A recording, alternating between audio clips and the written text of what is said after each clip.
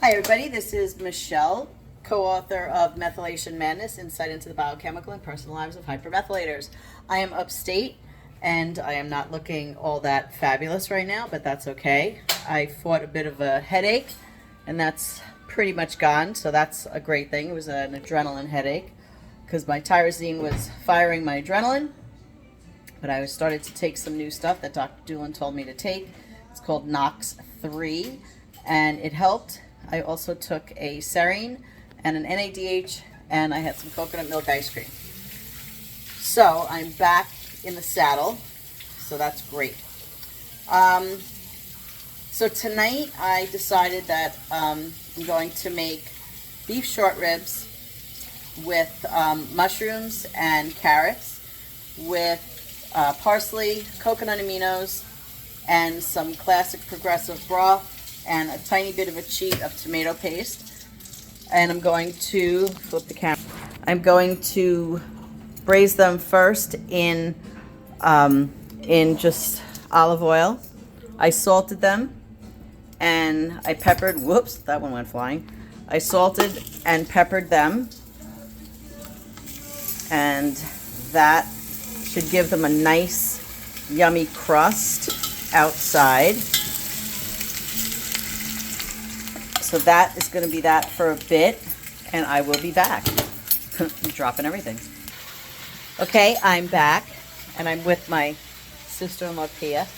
She didn't want to be on camera either, because it's a no makeup, but she's so pretty anyway.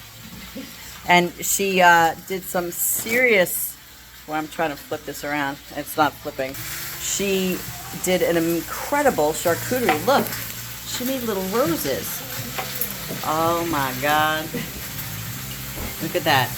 She put it on a wine glass and she made a beautiful, beautiful charcuterie. The guys are outside. Mark and Jimmy, they're outside by the fire as we work inside. So this progressive chicken broth, I'm going to flip you again. So this progressive chicken broth is really great for a hypermethylator, because these are the ingredients: chicken broth, salt, carrot puree, and natural flavors. It's very, very rare that you can find a chicken broth with no celery or no garlic or no onion. And then of course I use the coconut aminos because I can't use any type of soy sauce or anything like that. So I use these coconut aminos pretty much on absolutely everything.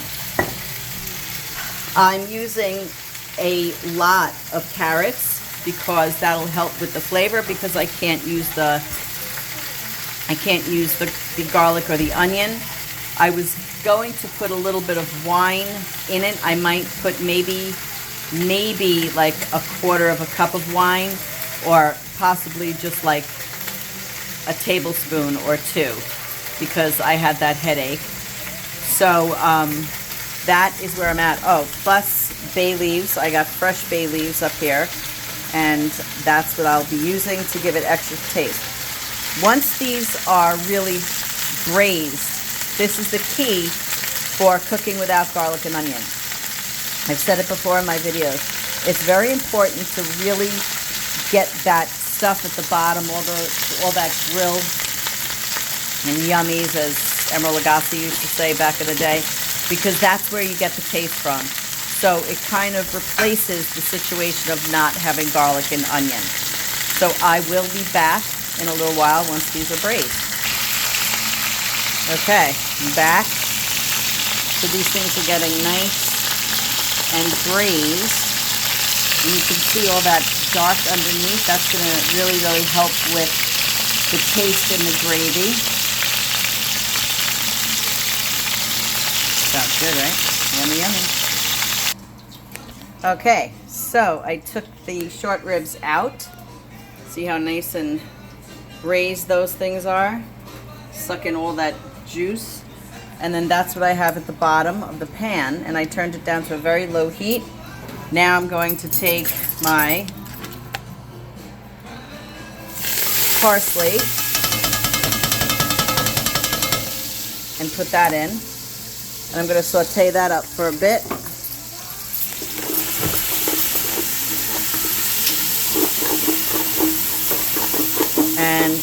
the goal is to scrape up all the stuff on the bottom of the pan. And make sure it's on a low heat.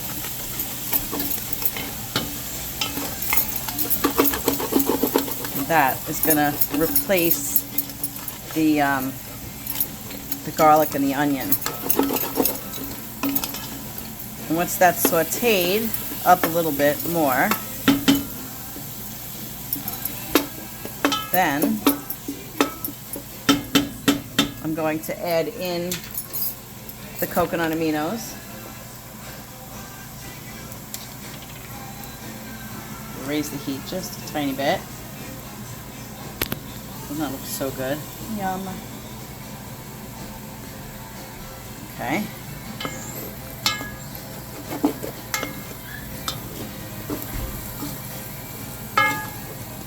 So important to get that stuff on the sides and everything.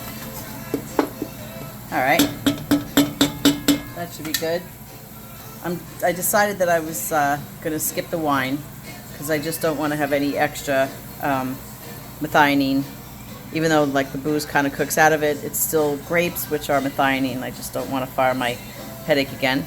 So now I'm going to throw in some of the coconut aminos, and that should be good. And then I'm going to give a shake to the broth, and then I'll pour the broth in there. There we go. A little wash of the pan.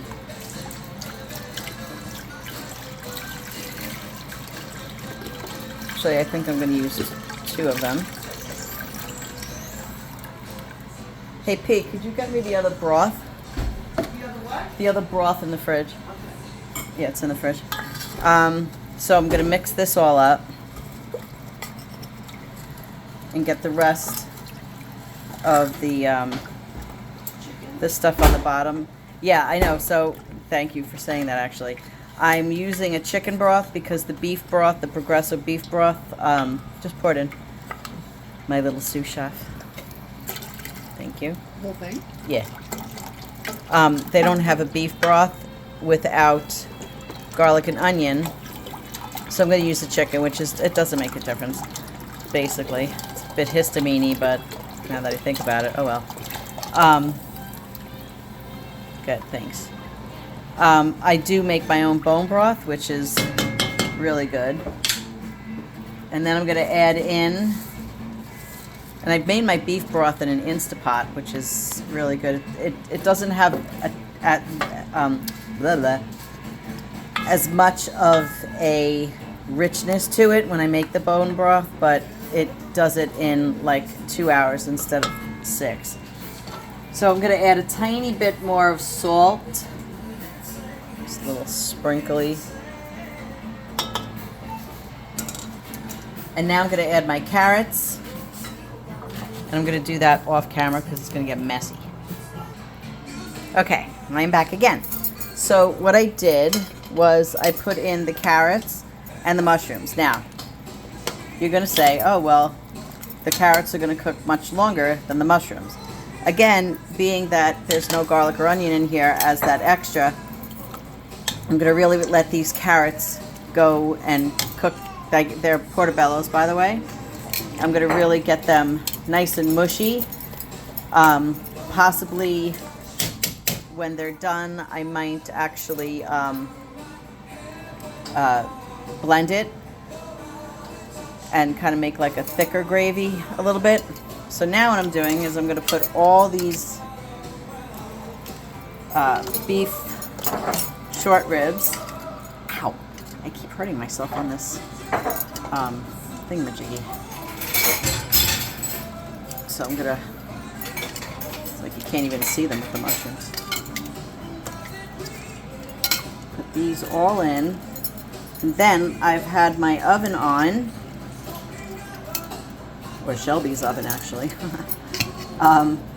for a little while to, sorry, I'm concentrating on this, I've had the oven on to preheat, so it's nice, and I have it on 350.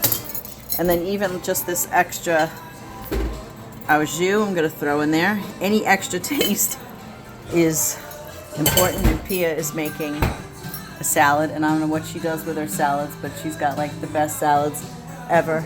Look, I won't see you're halfway. I'm just showing halfway in the glass because she doesn't want me to show on camera because she's not looking her gorgeous self, though I think she is. She doesn't like cabbage. But we do have a peach crumb pie that I will eat the peaches out of. And this is a pasta, which is a cheat, which I'm probably not going to have. I might have, I don't know what I'll have, but I'm trying to just keep my adrenaline down. And I'll pick around the tomatoes. So that's how a hypermethylator has to eat. All right, now I'm going to cover this. I really should try to jam these babies in there. And then I'm going to put it into the oven. Okay, what time is it?